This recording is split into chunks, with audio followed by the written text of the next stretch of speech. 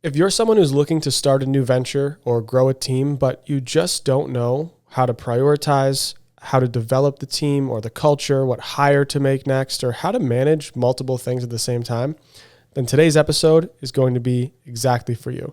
I sat down with my good friend and business partner, Mr. Ben Carbone.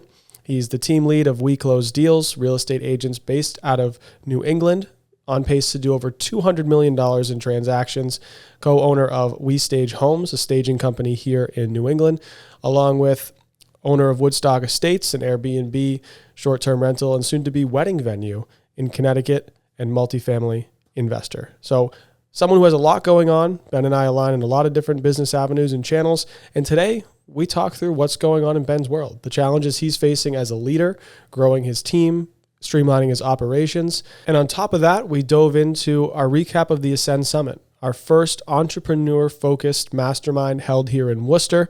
We had entrepreneurs from all over New England come to listen to our panel of speakers who are business owners operating at the highest level.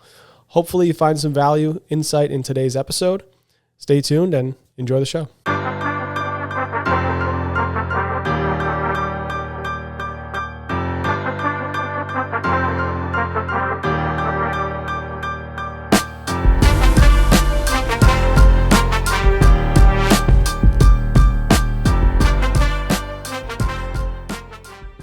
So please join me in welcoming Mr. Ben Carbone to the show.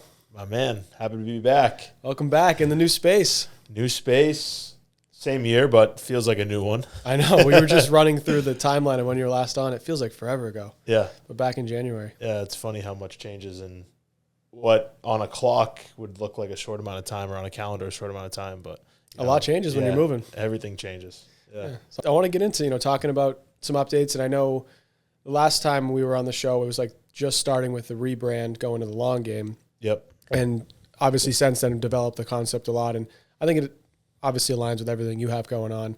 We're just talking about how entrepreneurs manage businesses and some of the challenges they run through, different than just real estate. I think, as you know, as an operator, there's so many iterations of the development of a business. There is. And you don't really understand until you're in it, right? And I'm taking this from our event at the Ascend Summit. You said, I don't have it all figured out, and I'm building the airplane in the air, right? And it's kind of like when you start a business or you start to accumulate real estate or multifamily, you have a concept or a plan in mind, right? And you're like, okay, I understand what goes into it. But you really, truly don't until you start to scale and build, and you bring in team members and you bring in other people, and now you have partners, and you're scaling and you're at 10, 12, soon to be 35, 40 buildings. Yeah. What does that look like, right? You're almost away from that solopreneur phase, and you're trying to figure out operations and systems, and it's challenging. It brings new challenges too. That's what I've enjoyed about developing the team is you force yourself to get almost a better understanding of your business, like how it actually works. Because in order to get 20 buildings onboarded, you need to know the intricacies of the property management even more than you might otherwise think. Right. You know what to do when someone calls for a maintenance request, but how is it all going to play out from first phone call to respond? I think even with my business, I started to think more about what does our process look like? So someone calls, what happens from the first phone call to they're pre-approved looking for a house? Like, what are the steps? So it forced me to go deeper and really figure out how everything functions to kind of lay out that plan. But it's even more difficult when you have multiple businesses. So tell me, for those who don't know, like what I know I obviously know what you have going on, but what's some big updates you're excited about? So Brooke and I, a year and a half ago about now, we started a team called We Close Deals, and we have 19 agents, including ourselves. So 19 agents and a full-time marketing girl who also has someone else that helps with marketing. So that is a real estate team that, Brooke and I have both been licensed around 5 to 7 years. Selling a ton of homes up in New England. Selling a ton of homes. We're on track to do $200 million this year in gross sales across, our team. Internally with Lamacchia is on pace to do over $4 billion. So, we are a small nugget of what makes up Lamacchia, but for what we came from and what Brooke and I have done, right, we consistently sell anywhere from 25 to 40 million individually.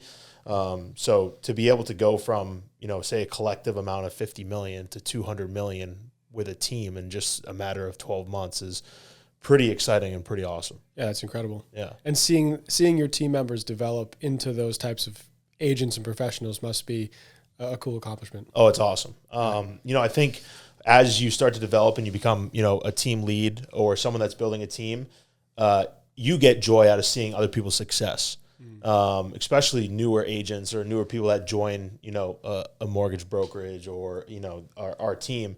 Is some of these agents that we have, they joined the real estate industry a year ago, 2 years ago, and they're already on pace to achieve much more than their personal goals, but what we had envisioned for them. So it's unbelievable to watch that snowball effect and what a collection, a culture like We Close Deals has and how that allows people to develop. We just say, okay, we are top producing agents. What do other top producing agents need to reach that level? And we're just building a platform so they can do that. So it's the mentorship, the resources. Sure, we have Lamacchia there for extra additional resources, but then myself and Brooke, we bring in a marketing girl. So there's levels to it where we're just building it. We're taking all that, I guess, sticky stuff out for the agents where they feel like they need to do it when they first start. But once you build that platform, they can just succeed and sell and do what they need to do. And that's what we tell them. We say, guys, like, your job here, and it's funny, people are like, oh, I don't want to be salesy. I don't want to be a salesperson. Well, guys, let's face the reality. You are. Yeah. You are. We're all salespeople. But it's how you handle that and with the integrity and the character. You're selling yourself more than the house. Yeah, and that's what we're trying to build, right, is build your brand, build yourself, and use We Close Deals as a platform to do that. And it's amazing to see the success. Through that process, what do you feel like as a leader now you focus on more than you might have otherwise in the beginning? Yeah, so it's funny. You learn a lot about the business, but you learn more about yourself. And I think that's just, an evolution of being an entrepreneur is as you face new challenges, like you said, you learn so much more about the type of person you are or the capability you have to manage people or give advice or say, okay, you're looking at it through a lens that you may handle a situation, but this person's completely different. How do they handle a situation? I'm learning the dynamic of other individuals and the way that they could be best suited to build their business, because not everyone's going to build their business the way I built my business. Right. Not everyone's going to go and make 100 cold calls a day to build relationships in a market that may not be so advantageous for them, right? How do they build their business? What do they do? And how can we cater to that and ensure that they can continue to do so without hiccups and challenges? It's a credit to Brooke. She showed me, more of that lens. She's incredibly good with people. I mean, she was a teacher, 7th grade teacher, but it also goes hand in hand. She's very empathetic and also curious when it comes to what this person loves about life or anything like that. And yes, I have a granular similarity there, right, but she has an over proportionate amount of that quality, which has allowed me to really step into a new lens and go, okay, this is the way working with 15 females needs to look. Right. That's a very different dynamic. Yeah. And all different backgrounds and different perspectives. Yep. And it's funny, when I was talking to Jamie on the show in our last episode, she said something very similar when talking about being a leader in your business. And she said, if there's something that's not working, the best place to look is in the mirror.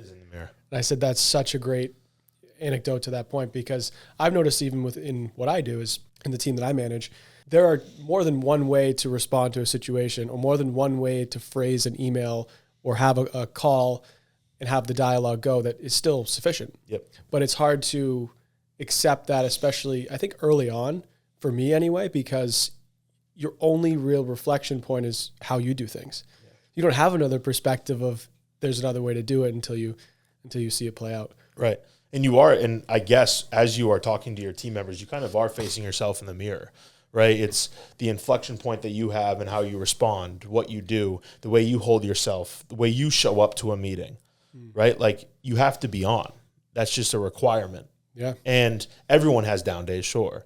But the level of requirement that you have as a team lead or owner of a company. I mean, I look at someone like Anthony Lamacchia, where he has 900 people that work for him.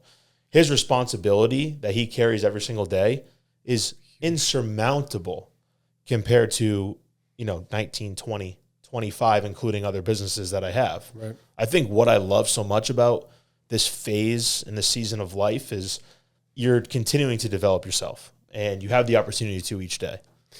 And if you do it long enough and consistently, it's the amount of things you can accomplish in a short period of time is incredible. Like even from what you've come from January to now, some things you probably never would have imagined, have happened over the past 6 months, but just from that continual improvement, that's what I love, that component of it. I always think about what's the next thing I get to learn about business, because I think it's very different when you're the operator at first. When you're doing the task, it's all about just mastering the craft of sales, of getting negotiation, all the finite details.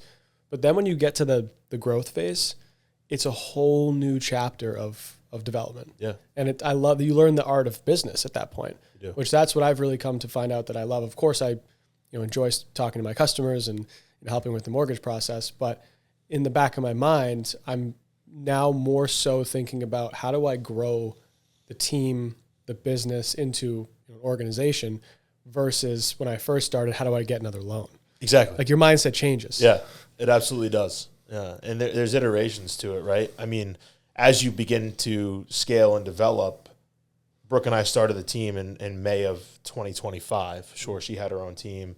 I was building my own. But as you start to develop this, in November, we realized very quickly, in November 2025, and it's funny, maybe a month after we decided this, we had this podcast, and you're like, what's going on? I said, we're starting a staging company. I don't know how we're going to do it, but we're starting a staging company. That's right. And we started We Stage Homes off of a whim, where we said, why don't we create this ecosystem, vertically integrate, where we have so many listings on our team, and obviously Brooke has a bajillion, where how can we reduce the cost that we pay for outside staging and keep it in-house, but also serve other people and other clients to the highest degree that we would also do that internally. Right. So we started We Stage Homes, and we've already done over 65 stages in the last 7 months. Wow, that's awesome.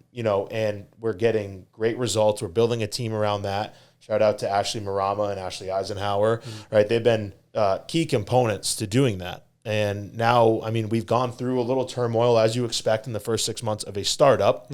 Certain people, they leave for other opportunities, movers, things of that nature. And we didn't understand what actually went into the operations of a staging company until we said, let's do it. And then we were building the airplane in the air. Right. That's what you had to do. Who do we need? What are the key components? Oh, wow, we need invoicing to be more official than just send us a Venmo or a Zelle or collect a personal check. No one can run around for that. So we had to hire 2 movers, almost full-time, to ensure that we have the moves. We have to buy a truck because the trucking costs are absolutely astronomical. Luckily, we have a warehouse at Woodstock Estates that we can utilize, the garage and the barn. My mother is going to be hopping on and helping in the admin position to ensure that everything's organized and all intact, and then the inventory's there for when we have stages. Then we have the bookkeeper that we brought on to do all the invoicing and all the financials, and then Ashley's our lead designer. So we went from just an idea to now almost a 6-person organization just off a whim. What's so funny is that before you got here, I did a solo episode talking exactly about that concept, that everyone starts an idea. Once you do, you come up with a plan. Yeah. But that initial plan, don't take it as sole truth. Like, it can't be literal. It can. Yeah. There is going to be evolutions, and you should encourage it within your team and your people. I know you do. Because there'll always be ways to find better opportunities or be more efficient and do more with the people that we have. Yeah. But it's incredible how impactful the right people are when it comes to building organizations. And I think one thing that I know you've always done an excellent job of is surrounding yourself with some awesome people. A lot of time I get questions about. I was actually talking to a realtor up in New Hampshire. He just saw my podcast and called me and said, hey, could I pick your brain? I was like, yeah, sure. Love that, dude. Yeah, great. That's cool. Great. So we were talking about business, and he's like, I need to hire someone, and I've got I got a transaction coordinator.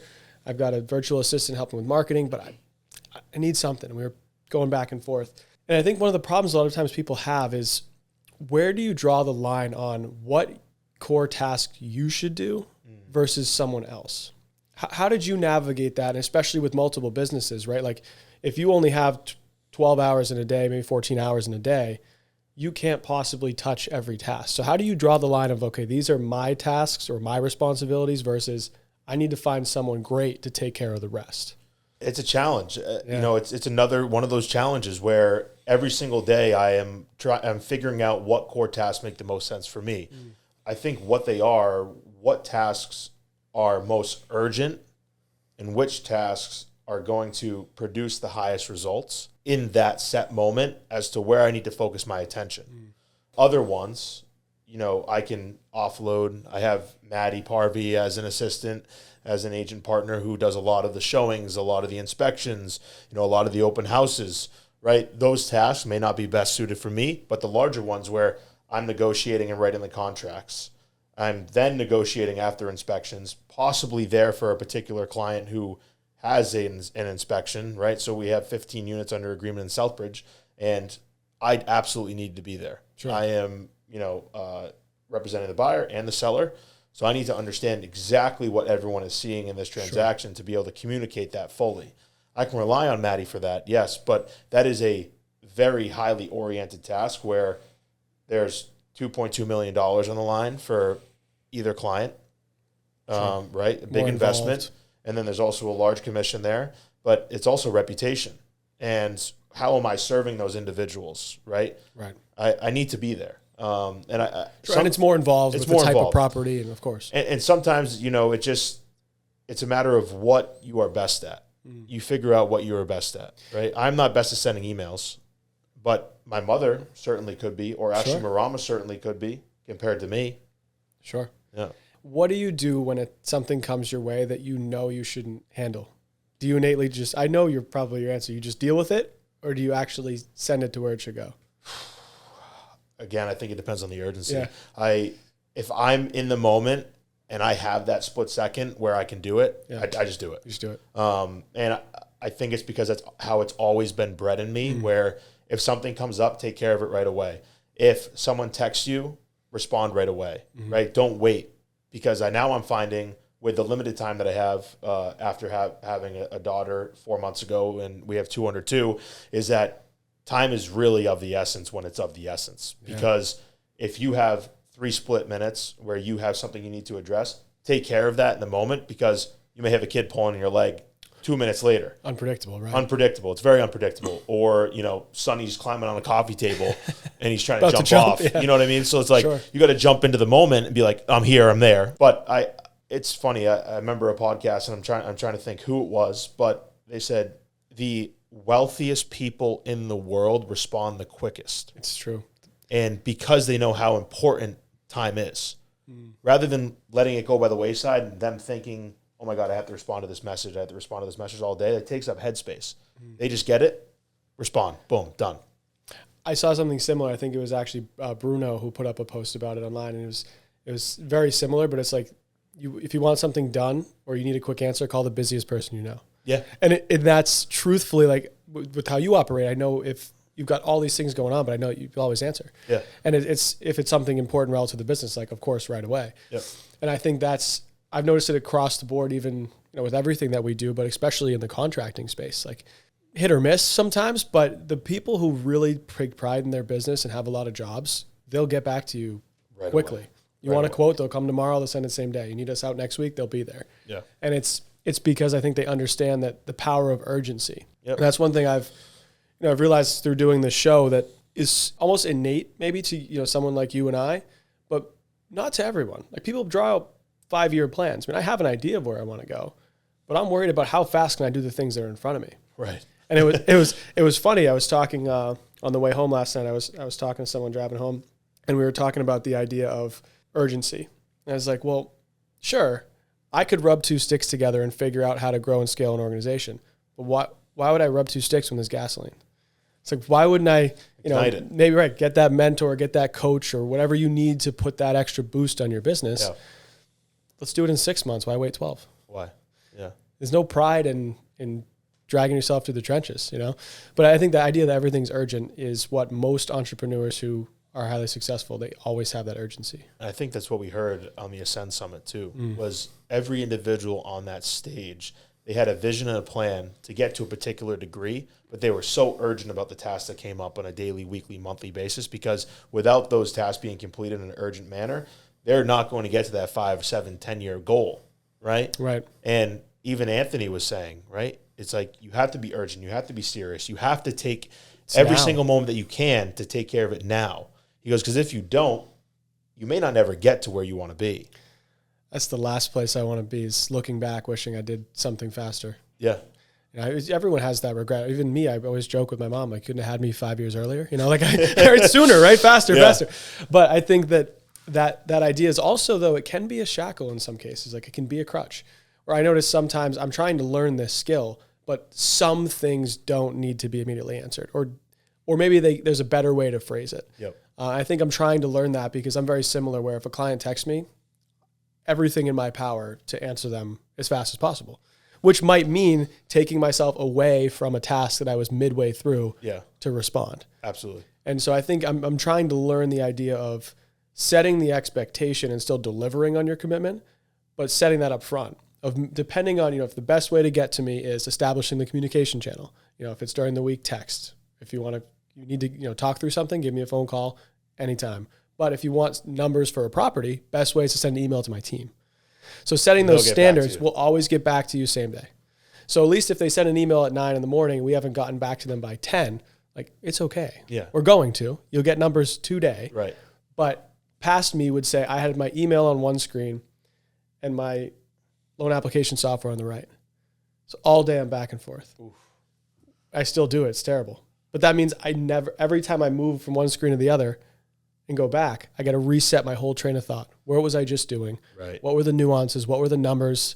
And it drains time and energy. You may be leaving more on the table Yeah. than you would ever imagine, unless you take yourself out of that lens, right? It's hard to step back. It is. But I've been trying to be better at that. I think it's a skill that's hard for entrepreneurs to learn, because you're so focused on now, urgency, results, get back right away. Results. Yeah. Results. We're obsessed with results, and we're addicted to results. Yeah. And it's funny, like, you go on vacation or you take a day off. And I used to be absolutely terrible at this. I'm still bad at it. If it's taking a day off, I'm bad. No, but like when I'm like, okay, I'm taking the day off, I would feel so guilty. Mm-hmm. And it was a guilt against myself, where I'm like, I should be out there hustling. I should be out there doing more, and it's as you're growing and as you're in that growth phase, you are trying to compress so much time into a short period, where you're like, no matter what I'm doing, I have to be doing something to generate a result, when sometimes doing nothing may be generating more results than you could imagine. And that nothing could be with your family, talking about ideas with friends around a fire, or just taking a break for a moment and stepping away from your phone and reading a book or listening to a podcast, because results could be subconscious, where you're absorbing new information that then brings a new idea to your business, and tenfold, 10x, you're taking gasoline that you wouldn't ever know you had, right? 100%. And I think that's something that I've learned too, that I'm trying to be better at, is downtime in the right application and for the right duration is sometimes the only way to see the bigger picture. Yeah. Because there's so many little things coming at us all the time, that if you think about the role of, I talked to Andrew Bosco, who took over as CEO of Candor. Yeah. Really interesting perspective, because he embodies the CEO mindset. And he said, all I really do all day is ask questions. Huh. He's like, I don't really do anything. And I was like, and so that's awesome. Yeah, we were talking about it. He's like, that's really all I do. Like, someone will come to me and say, I can't get something done by this deadline. He's like, why? Like, well, because the system doesn't work. He's like, well, why is that our system? And so he's like, but all I really do is I'm trying to encourage people to take a step back and look at the bigger system. He goes, we ultimately realized we got rid of an operating system. We changed our software. But all I try to do is just challenge people to take that step back and look at the bigger picture, to see better ways to do things, better solutions. And then what do we want to be as a company? Because that was one thing I was tasked with when I got there, is who is Candor Realty? Like, what are we going to do? Very interesting. And so he said, ultimately we came up with the goal of, we want to help 1 million people reach financial freedom.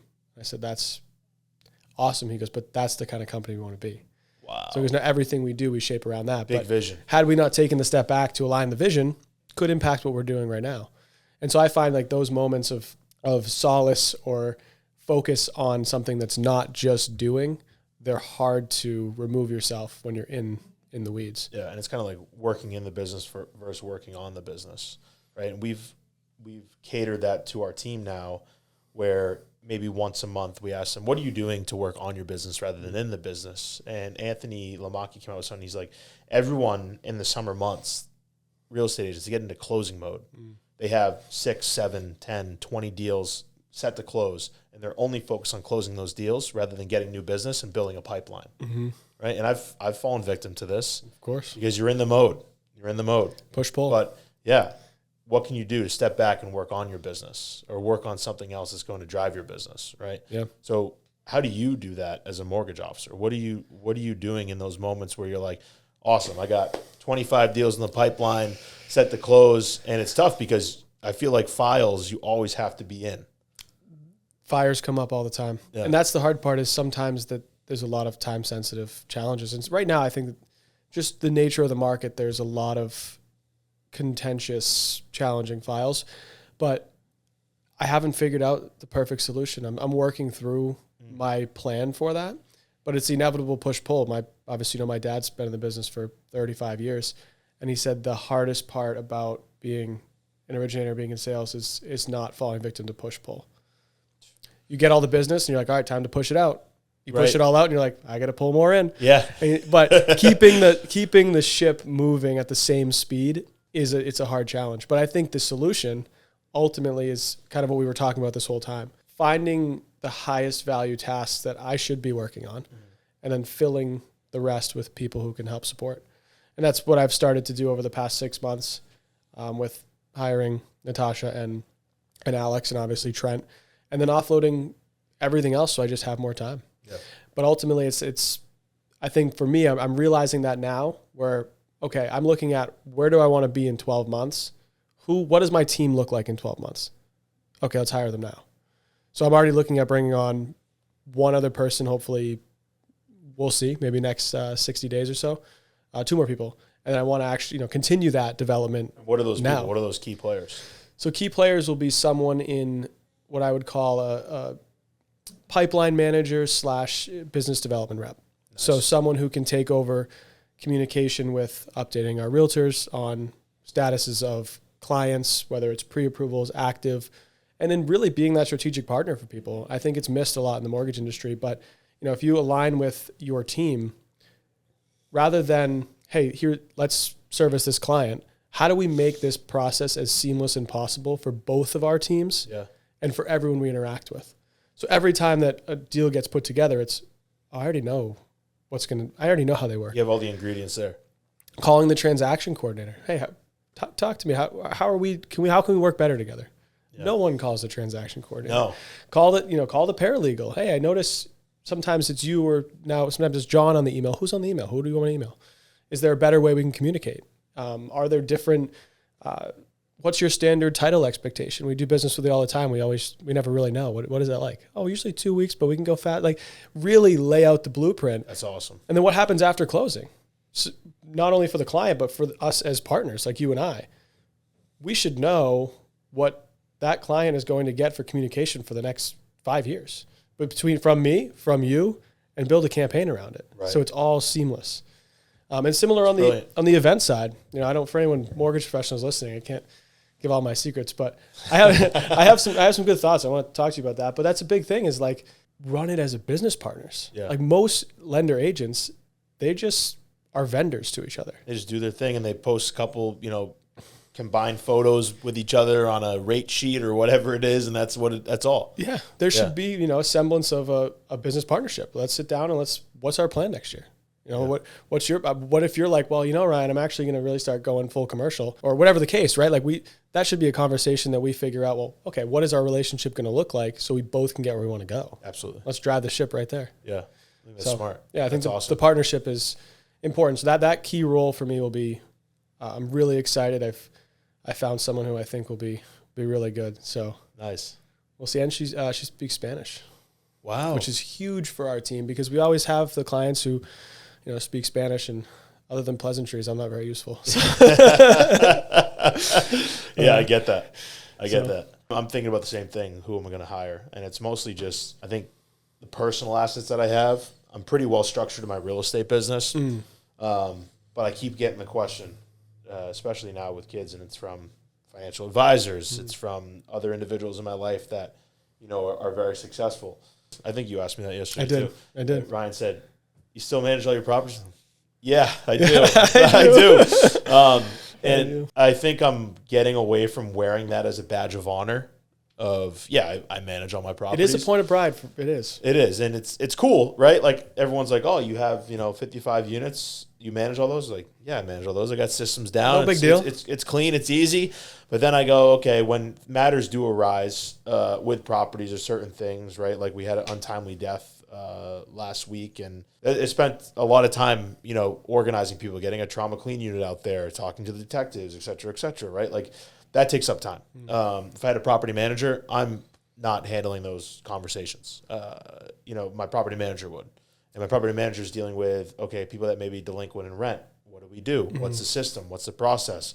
I have it all bottled up in my head. So to be able to excrete that and put it out somewhere and then allow someone to take that over, I think will allow me to do more things in my life that may produce higher results or just build a better real estate business, build a bigger team. So that's something that probably in the next 60 to 90 days I'm already working towards, is whether it's just someone internal or a property manager, I'm going to hire that out. I can't continue to do what I'm doing. It's I think, and as you know, it's the opportunity cost. Yeah. And that's where I always look at it from, that we talk about the book all the time, but buy back my time, how to buy back your time. And it's like the principle of, calculate your income based on where you want to be and then divide it out to see how much your hourly rate is. And if you can find someone for 25% of that, it's worth it. Yeah. I always joke with my parents sometimes are old school with stuff like that. They're like, well, they get it now because I've said it so many times. So like, but my dad's friend I was talking to last week, and he's like, "You bought a new house?" And I was like, "Yeah, we're closing soon." He's like, "Did you get a new lawn? You get a lawnmower? You ride on or you push?" And I'm like, "I'm not mowing the lawn." He's like, "What do you mean?" I'm like, "Absolutely not." Yeah. And then he's like, "Well, why?" I'm like, I'll go into it if you want. And so I said, "But look, if I spend 3 hours mowing the lawn plus weeding, raking, and all that stuff, that costs 3 hours of my time. I could outsource that for $60. If I go create one revenue generating activity, I'm willing to bet on myself I can make more than $60. Yeah. So that's the whole, concept we went through. At some point, I'm sure I'd love mowing the lawn. I was walking the other day and I saw some guy out, older man, he was watering his flowers, and he was just 60 years old, just out watering his flowers. I'm like, that looks nice, Yeah. I could see that at some point. There's pride in that, I think. There is pride, but that I changed recently where obviously, I have someone who does property management for me now internally, and she had a property management background. I'll tell you what, I don't miss a single thing about it. Not a single thing. Is it Tasha? Tasha does, yeah. Nice. It's an evolution to data dump my thought processes into her, for her to be able to do. But you just deal with them as they come up, and you create those systems of like, all right, anything under $500, you can approve. Anything over, just come to me. Right. If there's any tenant challenges, before you respond, send me your draft. I'll read it. That's it. Yeah. If you need attorney advice, here's, one guy that I use for everything, all my consultations, et cetera. But I think what has really pushed me to that, and the other side is obviously have the team, have We Stage Homes, is my portfolio. I'm buying 130-ish units in Maine. And soon. Yeah, soon. So about a month away from that, with Tony Eisenhower. And we are hiring a professional property management. We're just going to be essentially asset managers where we sit back and we ensure that the operations run smoothly. But rather than being there and managing the properties or managing the managers, right, we're hiring a professional management company to do all that they've already had these properties under management for. Because the amount of time that we would have to spend to efficiently create a new property management company to manage this or ourselves, not even a question. And what's the ROI even on, how much money do you really save if you did that? Yeah. That's the question. Yeah. It doesn't make sense. No, it doesn't make sense. Ton of time. Thinking about that is, why wouldn't I just create the same type of protocol here? I think you should. Yeah. I think the next time we talk, the answer should be no. Yeah, it should be no. It will be no. Yeah, it will be no. Yeah, you won't. I didn't regret it. I don't think you will either. No, definitely not. Brought you a long way. But I want to also talk about the event we just had. Yeah. So Ascend Summit. Now a month and a half ago. Crazy. But we've got a lot of good feedback, and I know for us this year, our vision was much broader. Yeah. So for those who don't know, Ben and I run a group called The Informed Investor. We talk a lot about entrepreneurship, multifamily, real estate investing, the goal objective is really to bring together a room of like-minded people who want to do something significant and share thoughts. We bring in speakers who are operating at an incredibly high level to share their stories. And this past June, we had an awesome turnout and some great feedback. So let's talk about it. Let's dive into it. Yeah, it was awesome. It was definitely, I think, outside of, I would say, maybe our comfort zone in terms of the style of the event, the type of operators we were bringing to the event. We are so deeply immersed in the real estate industry that, we could absolutely build an event catered to real estate agents, real estate investors, and lenders super easily. Yeah, sure. But this time, we wanted to really open it up and get operators and entrepreneurs and people doing really big things. And I think we had a great lineup of speakers. Anthony Lamacchia is known for, obviously, his real estate advice and his real estate charisma and the company he's built. But we wanted to really hear the inside details of how he built that. And he went through the iterations and the evolutions of all of it. The early TV ads. Him asking, banks for loans and excess credit lines so that he could fund TV commercials. Otherwise, he wouldn't have been able to do what he did. The type of nuances that he saw happening in the market and what changed him to hire people or shift from a particular model like Brooke and I have, a team model, into a brokerage model and what that looked like. Just absolutely fascinating when you start to look into what drives an entrepreneur to be the way they are. And Anthony went back even into his childhood. And I always remember this, and someone actually brought it up to me when I told them something very similar 4 or 5 years ago. He's like a little brother to me. But Anthony said, he kept telling his grandfather he wants to be in real estate. He wants to be in real estate. And his grandfather said, then why are you dressed like that? Why are you dressed like you want to be a landscaper? He said, well, Grandpa, I landscape during the day and I sell real estate at night. He's like, you just said you want to be a real estate agent. Why don't you dress like a real estate agent? Otherwise, people are going to continue to ask you, oh, you still work for your father's company? Right. And it was very similar to this kid that I was very close to his older brother. And I told him maybe 4 years ago, I saw him somewhere in public or out in the gym. And he's like, oh, I want to be successful. I want to do this. And I'm like, well, the way that you are presenting yourself now does not tell me that. I go, you have to look the part. You have to be the part you want to be. You are the main character in your own movie. If you're not dressing like the main character you want to be, or you're presenting yourself that way, you're never going to be that main character. Correct. And he brought it up to me yesterday, just out of the blue. And I didn't even remember telling him this, but he was somewhere, and we have him doing some stuff with We Stage Homes and now We Move Homes kind of thing. And he was with this big agent who's known me my entire life in Connecticut. And she's like, oh, I didn't realize that you'd be involved with Ben and things like this. And he said to me, he's like, yeah, well, I changed the script for myself. He's like, that's why I'm involved in things like this now. So it was kind of cool to see that. But I don't even remember telling him it. It was just like offhanded advice. I love that. Yeah, I love that. And within Anthony's story, I think for me too, one of the takeaways I had was, I think his ability to just make decisive but monumental changes in his business. Like he talked about multiple significant pivots in his marketing strategy, the business structure, and his ability to make that direction change and just go all in on wherever he was heading. Like he believed in the long-term vision, which I think is hard to do in the moment. It is. It's so hard to be like, all right, you're focusing on this right now. Let's take a left turn, and to be able to just say, okay, let's do it. Yeah. I see the vision. I see where the market's going. His ability to see the future, I think, was incredible. And he had individuals on his team that trusted him to make those decisions. I think that's a key thing that, I don't know if he really went into detail about that, but all the individuals that have been with him since he started the Lamacchia company are still with him, right? He's celebrating 15-year, 20-year, 22-year anniversaries with his people that started out when he was just an agent. Yeah. And, they have trusted him along the way to make the decisions he's made. And I think it's very tricky to find those individuals that, will support you through any decision that you make. Especially when they're financially invested in your success. Right. Yeah. Yeah. Very cool. Very cool. Yeah. People like that, I feel like long-term employees like that, they don't stick around just for the financial part. No. They believe in where the mission is going. Yeah. Or they're like, hey, I like this guy, so I'm going to hang out with him. That too. Yeah, that's part of it, but but it's not. That's not the reason. No, it's all about the culture, the business that you're building, the type of individual you are, and the operator you are.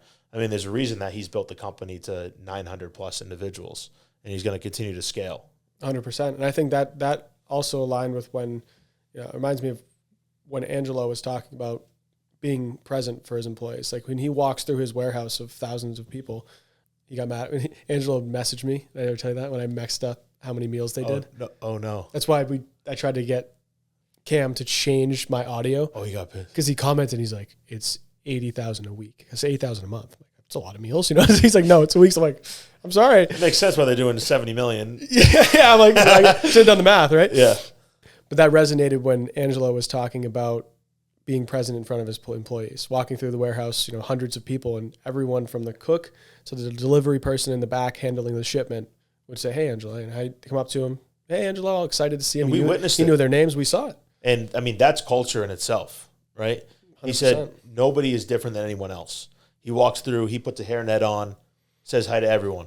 Everyone gets a birthday cake. I love that. That's something, that's culture. That the little things matter. 100%. They do. If you want everyone to believe in your mission and work harder for you, you need to know you're in it and that you care. Yeah, absolutely. And somebody, I think that on that panel, CJ Sincotta, who's incredibly young, but gifted with vision and also, a great operator. I think he's wise beyond his years, being 25 years old. He had a very similar, I guess, philosophy to this, is not allowing cancerous employees or people that aren't motivated to continue to stay in your organization. I think he said he's gone through 150 people in the last 5 years. Wow. It's a conveyor belt. But he has teams, he has crews that are there and committed. And he's not going to allow someone to disrupt that culture that he continues to create. Hard work, excellence, building a team, right? If someone comes in here and they're not willing to put in the work as the guy that, has been here for 5 years, well, what are you doing on the team? And I think with CJ too, it reminds me of Anthony Lamacchia's story in that he had the ability to make significant changes in his business quickly. Like he cut down his service offering, I don't know the number, but by a lot. And it's hard to do that as an owner. When you see so many restaurants that offer food that they probably never sell. Yeah. But why is it on the menu? Imagine the menus are like 8 pages long. Yeah. So he found the opportunity to just go really focused and deep on something. And I think that's obviously part of the Alex Hormozi model of and with that, he said he has about 2.5 years of backlogged work. Wow. So he needs to scale. He needs to grow, right? There's a demand for him to grow. And I don't think if he didn't shift from the window washing, the deck cleanings, all the things that he was doing where it was like, hey, here's my book, pick what you want for a service, rather than this is what we do, this is what we're going to do, and we're going to deliver with excellence. He wouldn't have had the amount of backlog or company that he has now. I mean, he's on track to do 7 to 10 million this year. That's insane. Which is crazy. That is insane. And just with what he's doing with, backyard patios and hardscapes. But he has the business mindset to really frame that into a machine. Yeah. Which I think, and that's just the start of where he wants to go, with his vision. So I thought that was a really cool. And when he was on the panel, I really liked, and I don't love to use the word humble, but CJ in his responses was very humble. He would say, I'm not where all of these other individuals are, but this is where I think it would make sense for me to be, or the lens that I'm going to look through when I do have this company or as I'm building this company. He's figuring it out as he goes. Yeah. Like everyone else. Yeah. Yeah. And that's the frame I take on this podcast a lot is some of my solo episodes. I'm like, look, I haven't figured it out, but this is what I'm doing. Yeah. And by the next time we talk about it, hopefully I figured it out. And I'll tell you. So exactly. It's you learn a lot from that approach too. And I think having that mindset is so important because if you do think you know everything, it's hard to see opportunities that are right in front of you. Oh, absolutely. You have to take a step back and really think about, is this the best way to do something? Is this the best way for the business? Like we were talking about earlier, we're taking, that kind of reframe moment of, let me take the high level picture, see what this looks like from 10,000 feet. Yeah. Yeah. And encourage your employees, I think, to do the same, which I know CJ always has that he talked on the panel about having that employee culture of how do I stay close to my employees if we're seasonal? How do we create that culture where we're all together, we're all pulling in the same direction?